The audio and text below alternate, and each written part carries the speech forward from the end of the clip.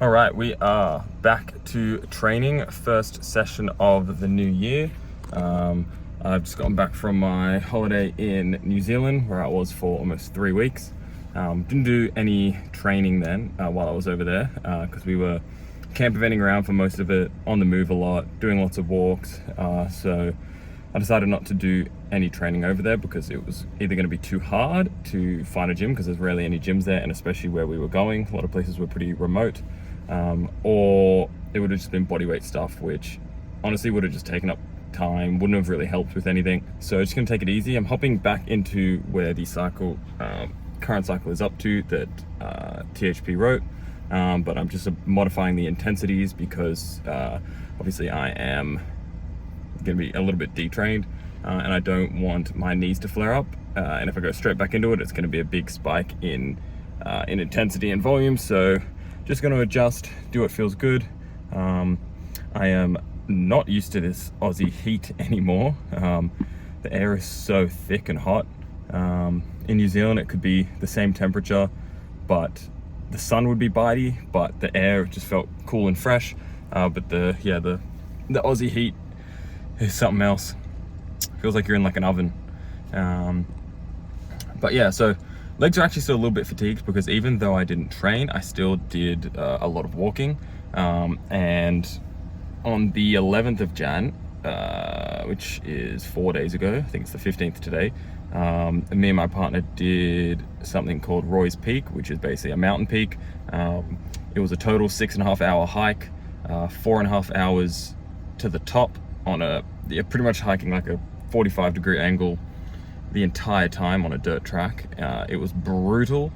It was the hardest thing I've ever done, harder than any training cycle, because there was just pretty much no flat. Like, you're constantly walking up a 45-degree angle. So yeah, the legs were burning on the way up. The quads, not the quads, the glutes, hammies, calves were on fire.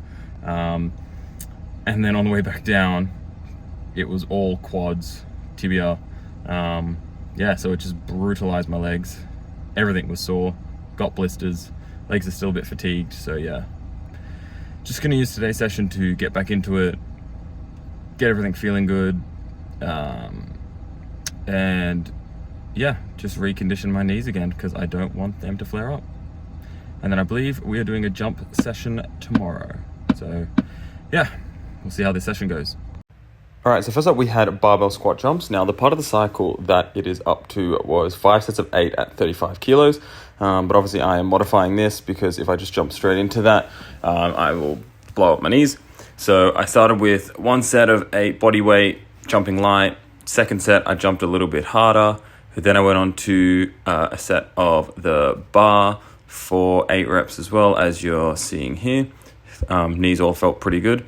And then we did a second set of the bar here. Also, just quickly, on that Roy's Peak hike I was talking about, if you stay till the end of the video, I'll show you a 360 view of what we saw from the top because it was pretty spectacular. Then final set of 30 kilos. Not jumping with max intensity here, almost just kind of using these as reconditioning for my knees. Next up was hang cleans at 55%, fast lower, fast turnaround. I just did 40 kilos, 50 kilos, and then 4 sets at 55 kilos. It was 6 sets of 2. 55% would have been 60 kilos, so pretty close to that. I felt because it was a speed one and not super heavy that I could kind of bring it relatively close to what I should have been at. Technique for these felt pretty good. Nothing actually felt rusty with my technique, which was really nice. Was able to turn it around pretty quick. Again, I wasn't even pushing my hardest to move as quick as possible because velocity-based movements can definitely flare up my knee. So got the weight relatively close to what 55% would have been. Didn't do as many sets at that top weight, and then still tried to move it fast, but not too fast. And then after that was actually 2 down, 1 up leg press. 1 down, 2 up leg press. So you lower with 1 leg, push up with 2. I forgot to record that. Didn't work up too heavy on that because that can sometimes irritate my knee, so just did a comfortable weight for that. And then the deadlifts were deadlift up, RDL down for 2 sets of 6. I did a set of 100, then a set of 120.